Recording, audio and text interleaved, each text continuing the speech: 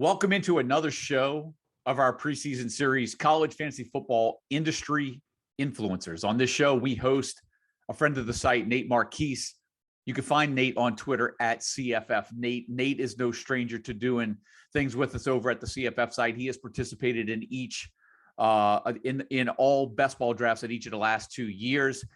He participated in 3 of the 4 this year, and last year and this year, Nate has done some of the post best ball draft wrap-up shows with us here at the CFF site. But I had a chance to sit down one-on-one with Nate, and we discussed summer draft trends in college fantasy football. Who are some guys he needs to hit? Who are some guys that he think would be a fun flop? And then after that, we let loose and sort of take aim at the rest of our colleagues over in the college fantasy football industry. So with that being said, I hope you guys like this. Enjoy. I want to welcome in Nate Marquis. Nate, no stranger to the CFF site shows. He's done some shows with us following the best ball drafts in each of the past 2 years. Has always contributed some quality commentary and post-draft analysis. And he's got his finger on the pulse of college fantasy football year round. You can follow Nate on Twitter at CFF. Nate, glad to have you in, man. What's been going on? Not much, Joe. Thanks for having me back on. It's been a fun run doing some of these best ball leagues. It's been interesting to see how everything's kind of played out. So I've enjoyed it. Yeah, what's great about doing these drafts is that we kind of get in early on. This was something that I spoke about earlier with Justin. You can kind of get, and even Andrew as well.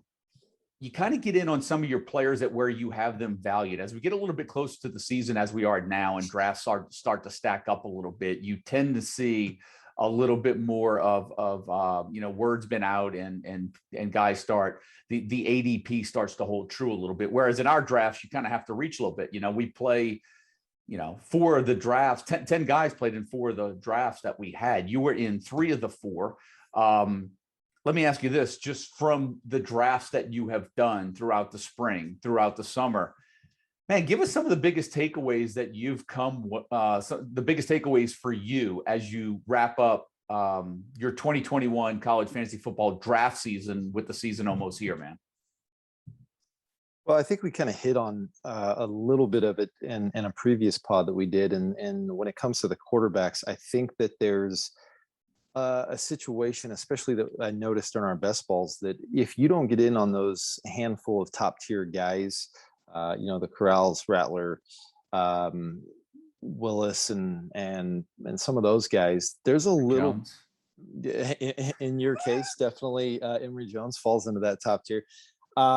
Thank you for taking him in all 3 drafts that I was in and basically shutting me out on Emory Jones. I really actually don't appreciate that, but I do feel like, actually for me, I feel like Emory Jones is kind of an outlier in that he falls into that next tier, is really the one of the few guys that I would actually take a stab at in those rounds, 3 to 8, where if you miss out on a top tier guy, I think you can generally wait a little while and still pick up, especially in what we did with some of the best ball stuff, when you can go for ceiling guys and not have to worry about the fact that you're going to have some guys in that range that might have a couple 12 to 15 type point weeks. So yeah, that's just kind of something I noticed as a trend, that miss out on the big boys, wait a little bit. You can still really stockpile some nice QBs there.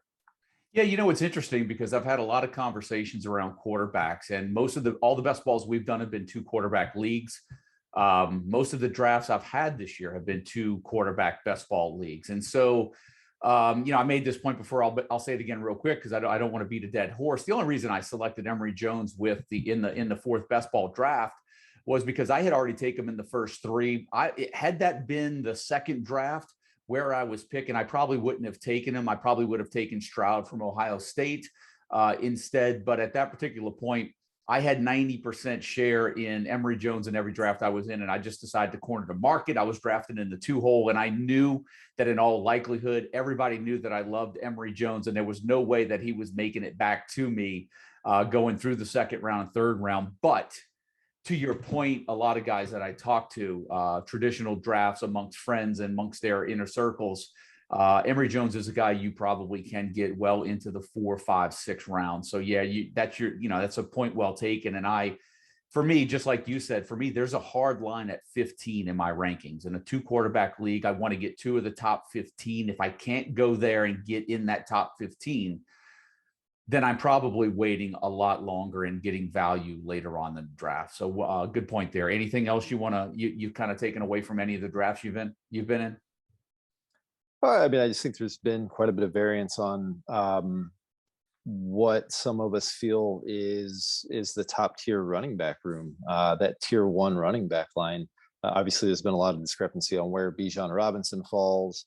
But I mean, there's been a lot of fluctuation on players like Jahmyr Gibbs, who's gone really high in the 2nd round, and I think he's gone late in 3rd or 4th rounds in some of our leagues. So Bryant Kobach is one guy that I've been telling myself for the last 2 or 3 drafts I really, really wanted, and he's been all over the board. He's gone. I think I can get him sometimes, or in our most recent one, he's gone, in the 4th round. So just kind of a lot of variability that you see when you draft over the course of 3 months, how things change over the summer. Yeah, I agree. And I think a lot of it just has to do with the depth after that top tier, right? I think for me, the one guy, you mentioned Jahmyr Gibbs, the one guy for me that stands out is Letty Brown, who in our first best ball draft went 12. And I don't think he's gone before 27 in any of the last 3 drafts. And Letty Brown is a guy that I like, but there's a difference of opinion amongst Letty Brown. And there are some drafts where you have to get him as early as late round 1, early 2. And there's some drafts that he's lasted in the end of round 2 going into 3. So for me, he's one of those guys as well. But to your point, I love Kobach. I love Bryant Kobach, but where he's at, I feel he kind of falls in a stack of players where they might have 8 to 10 guys in that range. And if you sometimes you see the value at receiver or quarterback and you don't go there, but I agree with you on that. Here's an interesting question. Based on your fantasy rosters of all the drafts that you've done up until this point this year, or any dynasty leagues that you have going on, what player do you need to have the biggest year? Like, who's the one guy that man, I have a ton of stock in this guy. He needs to have a big year, or, he has a big year. I'm in the money in a lot of my leagues. Yeah, without a doubt, Corey Rucker, Arkansas State. I've pushed all my chips in on him, 100%. I don't know. I think I've done, between best ball, dynasty, redraft, I've probably done maybe 7 drafts so far. Yeah. I'm pretty sure I have him in all 7. If not, worst case scenarios, I have him in 6. So if he bottoms out, and somebody like Foreman or Dahu Green or somebody like that steps up, or even if that offense as a whole just isn't what we expect, given the coaching change, I'm in a little bit of trouble there for sure. Let me ask you this. Let's conversely, what player, and this could be for fun, this could be just based on other guys' rosters that what player would you love to see just have a flop this year? What guy maybe that's being touted by other folks, other guys, you're like, I just don't feel it. I'd love to. Yeah, I'm not feeling it with this guy. I'd love to see him flop. Oh man, that's a great question. I haven't even thought about something like that. We're starting to get to the fun questions now, Nate. We're done with being serious, buddy. Yeah. I would say, well, for me, I'm an Oklahoma fan, so I'd love to see Bijan flop. But from a fantasy perspective, somebody that the fact that I missed out on Emory Jones in all 3 of the drafts that I was in with you, I would love to see him flop, just to kind of rub some salt in that wound with you, because I missed out on him. But the fact is that out of those other leagues I'm in, I probably own him in most of those other leagues. So that would really suck. I would say I really don't have any shares of like Tank Bigsby. Something like that would be probably beneficial for me. Would not mind if he flopped. The same with Ulysses Bentley. Those are 2 guys that I've kind of stayed away from. So if they totally bottom out this year, it's only gonna probably help me as far as my standings. How many leagues would you say you're in this year in total? Dynasty, redraft. If you had to rough it, do you know how many you're in approximately? Yeah, I've done about 7 so far, and I still got a couple left. So I'll be in kind of that 9 to 10 range, be my guess. About half of those are best ball. Yeah. Here's So, the fun part, though. How many of those you think you're going to win? well, I mean, I'm definitely not winning all 3 of the best balls that we did because the way that my roster changed from draft to draft, that's not going to happen. So I don't know. I mean, I'm hoping to maybe, I'd be pretty proud if I got 2 wins out of the 9 to 10 leagues that I'm in. That'd probably be a good year. Fair enough. That's not I a mean, bad we're 20%. You're, I'm curious to see who comes in and tells me they're going to win 75% of the league. That's the great thing about these questions. We could all listen and hear everyone's response and hold their feet to the fire. We've got receipts now once we get this stuff recorded, right? So here's a good one. Actually, I'll ask you this before. I should have asked this earlier to Katz, and I didn't, because after I asked this question, he just let it rip, right? For you, beer or cocktail? Oh, well, that's not even close. I'm the biggest craft beer lover that you have ever met. That I can say with 100% confidence. Give us your go-to right now. What's at the top of your pyramid? Well, I mean, right now it's summer. I am, as Kyle Francis would say, I'm, usually by this time, especially on a Friday or Saturday, I'm about 11 IPAs in, as he likes to put it.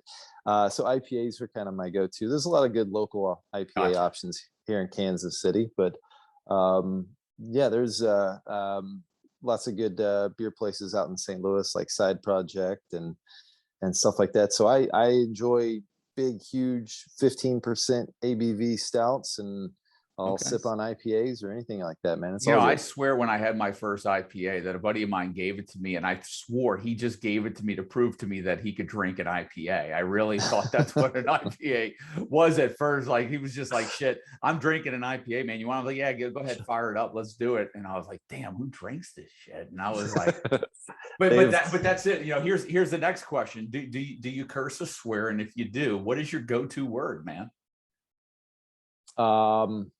Yeah, I do on occasion. I would say probably bullshit. I'm from Oklahoma, so That's a good one, because bullshit. once when he realized that I didn't really care about what we were saying on this podcast, he was dropping F-bombs left and right, and it got really entertaining. I almost wanted to re-record the podcast with him, man. He was good. So here we go. Here's a good question. In drafts in general, what are some of your pet peeves that you see guys do, whether they're on the clock, whether it's selecting players? What's the one thing that guys do in drafts that just drive you batshit crazy, man? 2 things tend to drive me crazy is people that are on the elbow, and there's like 30 minutes between their picks in a slow draft. It's like, what happened with between the first and second one? Did you decide to think it over while you were in the shower? Did you go for a run? I don't understand. You just had 24 picks up till that point in a row before you picked. So how have you not figured this out yet? So that's a pet peeve.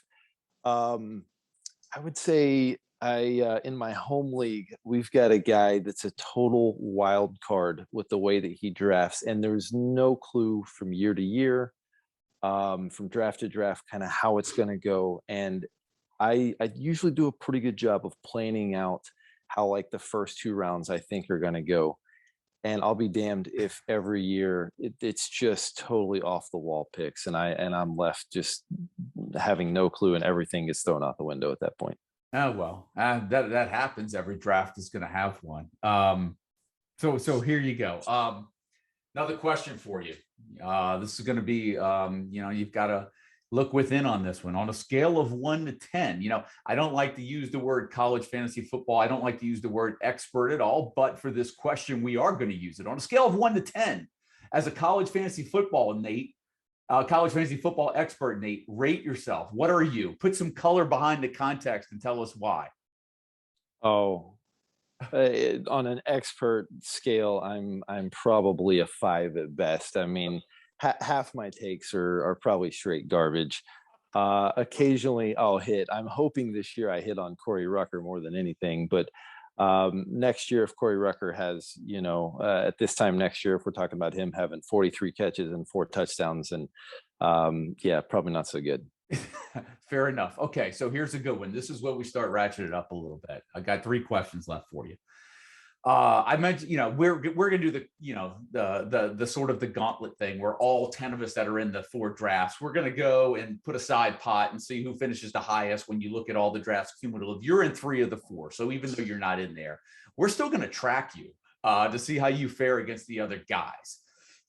Even if you were in this, if you didn't win it, who's the one guy in our league that you don't really give a shit if you win the league or not? You just want to finish higher than them. Oh, who would be that guy? It's Kyle Francis. I mean, let's be honest. It's Kyle Francis.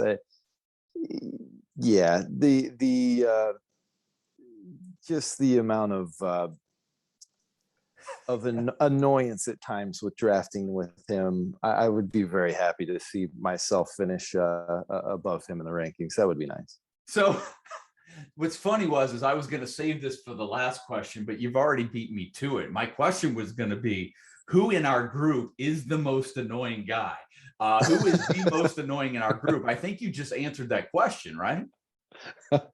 Yes, suppose so. I wasn't planning to, but here's I wouldn't be doing my job if I didn't ask you what makes him so annoying. Well, keep in mind, I also he's also in my home league too, so I not only have to deal with him on some of this best ball stuff, but I also deal with him in my home league. But is he worse in the home league? No, he's because he doesn't know everybody like he does in this draft to a certain degree, or communicate with most of them. He's definitely, he's probably a 2 on the annoyance scale in the home league. But it's just the fact that I got to deal with him in that league as well. When he joined that league years ago, I had no idea who he was or what I was getting myself into whenever I agreed to let him join that. So that was probably a mistake, but no, it's the constant badgering of trying to get the draft done. In his world, he would be happy if it were done in like 38 minutes. So I'm good with the slow draft. I like to keep it moving, but he's an auto draft guy. So he's the guy that averages, 2 seconds per pick. Right. Has he ever won a league you've played in with him? No, not in the home league. He is not. Okay. The year that he actually had Kyler Murray and Dwayne Haskins, and he played me in the championship in a 2 QB league, and he sat Dwayne Haskins because they were playing Michigan in the championship back when Michigan was still good at football. Yeah. And then when they actually played defense, he sat Dwayne Haskins in the title game and ended up losing to me in the championship because of that. Yeah, well, look, he's great with cracking the whip and getting people to draft, but maybe his managerial skills are questionable, right? So here we go, man. Let's get into the next. We'll change the subject. I feel like Kyle is going to get beat up pretty good on these, but I'm sure I can't wait till he and I get till we both get behind the mic and he lets it rip too. Here's the deal, man. You got a night out with the guys, and but you can only take 3 with you from the group. Who you're taking? And where are we going? 3 guys in our group that we draft with. When you think of the group, you can only bring 3 with you. Who you taking and why? Where are we going? Yeah, well, I'm definitely not taking John because I plan on being out later than 8 p.m. So Lob's staying home for sure. I would say Chris K, Froton, and you, Joe. I think that would be a good group of dudes that would have good stories and would like to have a good time. So that would probably be my 3. Yeah, sounds good, man. That sounds it. Look, man, we're about to wrap this up. I want to thank you for joining me. The one thing that I'm sitting here and I ask you all the questions. I like to be a little observant as well. And I just want to appreciate you for allowing me to keep track of the time while I'm looking at you with the 2 clocks that you have up there behind you on the wall. So I can't lose track of time. I'm good. I know it's probably getting close to our bedtime. The baby's probably down on your end. Hey, man, look, I'm going to kind of give you the form here for the last few seconds, last minute or two of the show. I want to thank you for kind of everything that you've done participating with, in the best ball drafts throughout the spring and summer. I really enjoy you guys. These shows are really just a little bit of me of wanting to give back, so we learn a little bit more about each other and just kind of keep it fun, which that's what these leagues should be about, right? It's, it's about being fun, not taking ourselves too serious, and yet at the same time, hopefully going out there and winning some leads and talking some smack, man. But I'm going to give you the last couple of minutes to kind of put a bow on it if there's anything that you want to add or even make fun of, because I feel like Kay didn't really get mentioned much in this podcast, in this show. Yeah, I've had Kay and I have taken shots at each other on Twitter and on our podcast back and forth. It's good fun. Yeah. But no, I probably don't have any more swings to take at anybody. It's a good group of dudes. I hope everybody gets their chance to finish in second place and my guys come out on top. But that's probably not going to happen. But it'll be fun to see how it plays out. Well, hey, look, man, I'm one final time. Thank you again. I look forward to doing this again next year. We've done it now 2 years in a row, and I'm sure it'll be a bunch of us guys, same group of guys coming back, and can't wait to do it again. Good luck to you during the season, and we'll chat soon, Nate. All right, thanks, Joe.